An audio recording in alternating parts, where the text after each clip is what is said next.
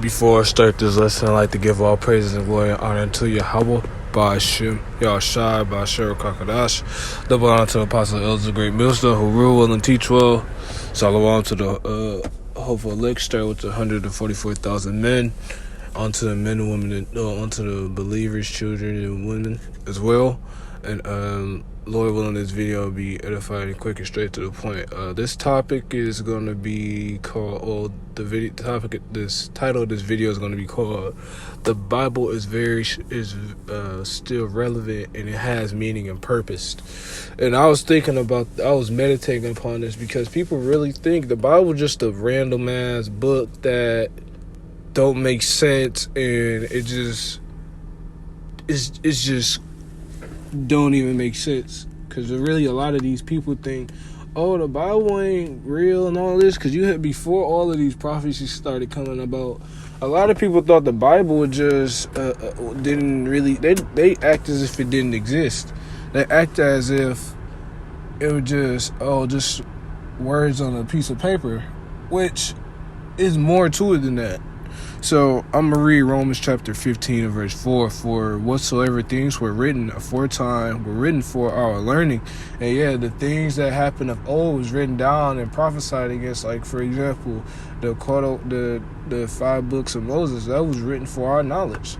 It taught us about the laws as well as what happened in Moses' time as well too.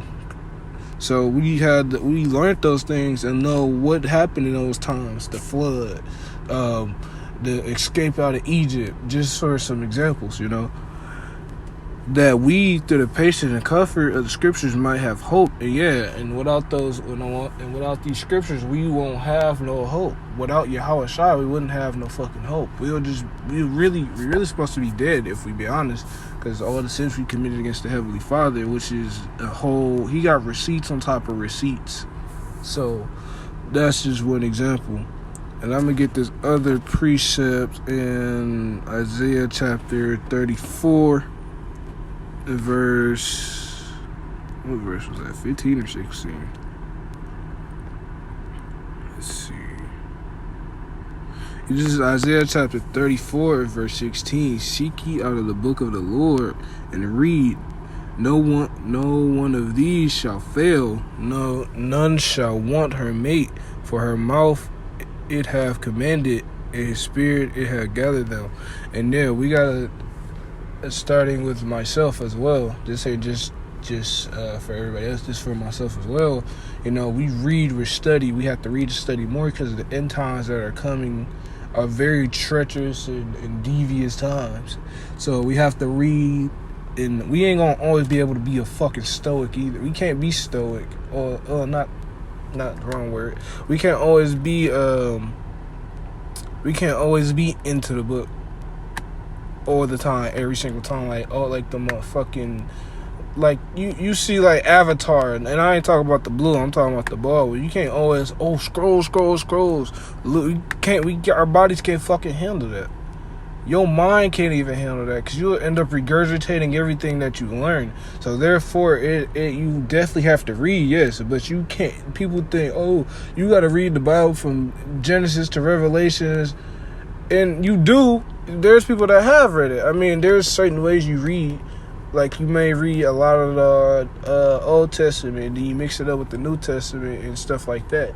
That's why I say it's precept upon precept, line upon line, here a little, there a little, because this story ain't 100% linear. In some instances and things like that, it is linear, but you have to jump back and forth between precepts in Old Testament, New Testament, the Apocrypha, to understand and build upon that knowledge. Because a lot of people don't fucking get that. They just think, oh, Genesis to Revelation is just a complete story, and that ain't the full complete story. Because in the kingdom, I would love to know this full story 100%. My genealogy, Yahweh Shai's, the apostles, all of that. I would love to know that. In the kingdom, it's gonna be like a movie. We're gonna have everything. We're gonna know everything in detail. And we can't handle that in this place. So if motherfuckers want to say we're in the second covenant, how the fuck we have an ounce of spiritual power, but that spiritual power won't even be magnify until the Lord comes and he bestows that upon his men. So if you are under the second covenant 100%, nigga, to those, whoever it is, go fuck around, go to the capital of the U.S. and go take down Esau. See how that works for you. So, yeah, and then I got one more precept. This is Isaiah chapter 33 and verse 6. And Apostle Gabar loved to bring this out. And I see why he loved to bring this out. Because really, this book, when you read it and when you start to truly understand and grasp it and break it down and dissolve it and chew on it, or however, you start to understand, if I did this, I don't have to be going through this. For example, you may figure out that something you was doing was wrong, right? According to the law. Now, if you earnestly and honestly and 100% in sincerity fight that demon and get that off of you, the Lord can bless you. So this is Isaiah chapter 33 and verse 6. And wisdom and knowledge shall be the stability of thy times and strength of salvation. The fear of the Lord is his treasure. And yeah, we reading this book also as fearing the Lord, because really it goes hand in hand. The more you read, the more and more you fear the Lord. Like, for example, you may read about what happened in Jerusalem in 70 AD, and you be like, damn, we fucked up. The Lord really fucked us up. Like, that ain't even funny. People think just because Yahweh Bashim Shai haven't magnified his power in a long time, they could run around rampant, be some degenerates. Beginning with the house of Israel, well, all these other heathens done had their little fun time and shit, man. That this place is their fucking playground. But nonetheless, the Lord, really it's the Lord matrix. This is the Lord's matrix, and these are the heathen playground. But the Lord had the ability to shut them up or let them keep doing what they was doing. So, for example, like the Lord has all of these things in his control. Isaiah chapter 45, that goes into that too. 46 as well.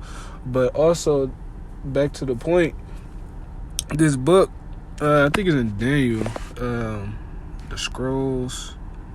Because when Yahweh Shai came upon the scene, he opened the seals of this book. So when he opened the seals of this book, what was it, that one? When Yahweh Shai came and did what he did, he opened the seals of this book. And we was able to have that wisdom and knowledge and understanding again, because it wasn't... Yahweh Shai did open the book, but he also pushed forth the prophecy that was prophesied for him to come and do what he did, so we could have that wisdom and understanding and bring us back to the Heavenly Father. Reconcile is the word, if I'm not mistaken. But I'm about to go in Daniel chapter 12. I know it's in fucking Daniel chapter 12, man. No, not the 4 beasts. We ain't talk about that right now. Let's see. Bear with me, Baba Kashaw. I'm trying to find this real quick. Actually, yeah, I'm going to start at Daniel chapter 12 and verse 4. But, Daniel, shut up the words and seal the book, even to the time of the end. Many shall run to and fro, and knowledge shall be increased. And we're in that time of where knowledge is being increased. The book was shut up. Because one of the reasons why, because we was going against the Heavenly Father. So he withdraw his spirit for prophets since the dark age. When Jake was ruling in the Dark Ages, that's why they call it the Dark Ages, because Jake was ruling at that time. But when Esau came back into power, it wasn't no prophets on the scene in the fucking 1700s. That life started to come back in Ezekiel 37 and 38, and that breath started coming back into the prophets through Abba Bibbis and the 7, etc., etc. So when that happened, that's when the seals was unhooked. That's when the seals was open and we was able to understand, even though Yahweh Shai did that. So he brought us back to Heavenly Father. So, but yeah, man, this is basically all I had right now. This is one of the things I was meditating upon. And before I close, I'd like to give our praise to Yahweh, Ba'ashem, Yahweh Shai, Ba'ashem, Kakadash. Lord willing, this is edifying. On to the next one. Shalom.